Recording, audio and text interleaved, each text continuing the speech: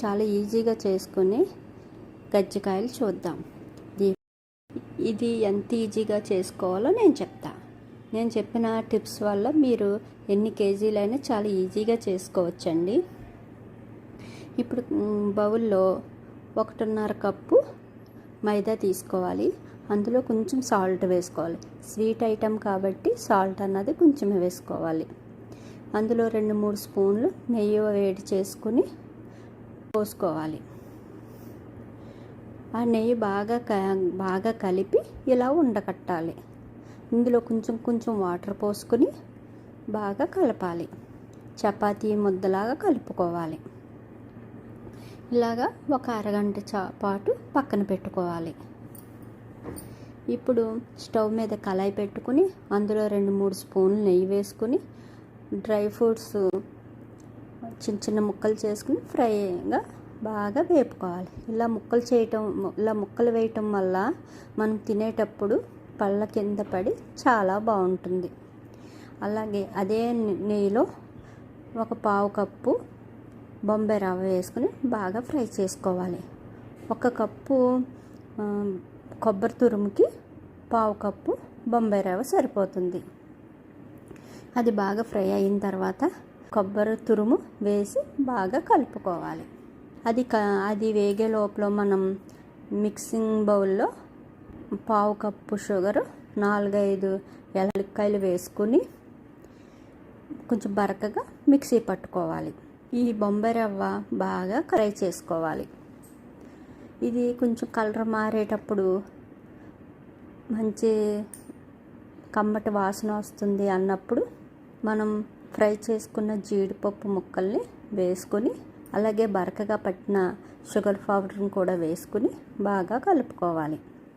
ఇది కలుపుకున్న తర్వాత ఒకసారి స్వీట్ అన్నది సరిపోయిందో లేదో చూడండి. ఒకవేళ మీకు సరిపోలేదు అనుకుంటే 2-3 స్పూన్లు మామూలు షుగర్ వేసేయండి. అప్పుడు మిక్సీ వేసుకోవాల్సిన అవసరం లేదు. మీరు షుగర్ పౌడర్ వేసినప్పుడు మిక్సీ స్టవ్కి ఆఫ్ చేసేసుకోండి. ఇప్పుడు నానబెట్టుకున్న పిండిని బాగా కలుపుకోవాలి.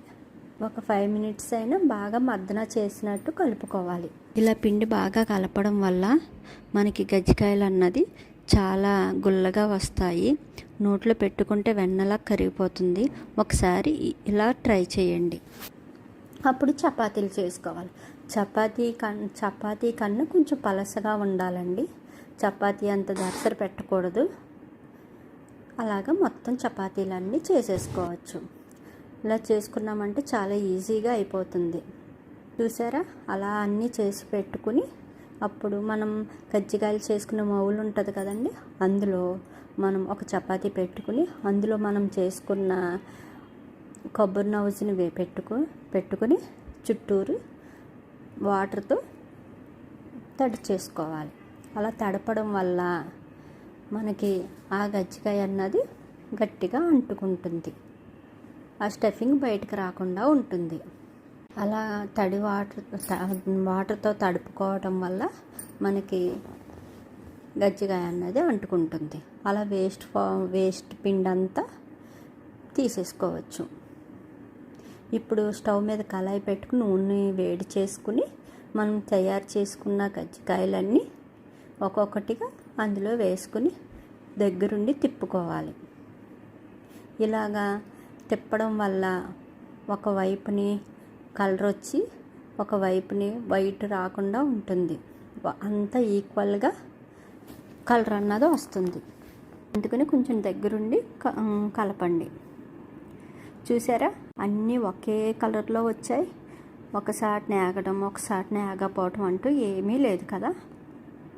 అన్నీ ఇలాగే ఫ్రై చేసుకోవాలి. మీడియంలో పెట్టుకుని స్టవ్ వేపుకోవాలి. వీడియో నచ్చితే లైక్ చేయండి, షేర్ చేయండి, సబ్స్క్రైబ్ చేసుకోండి. Thanks for watching. బాయ్.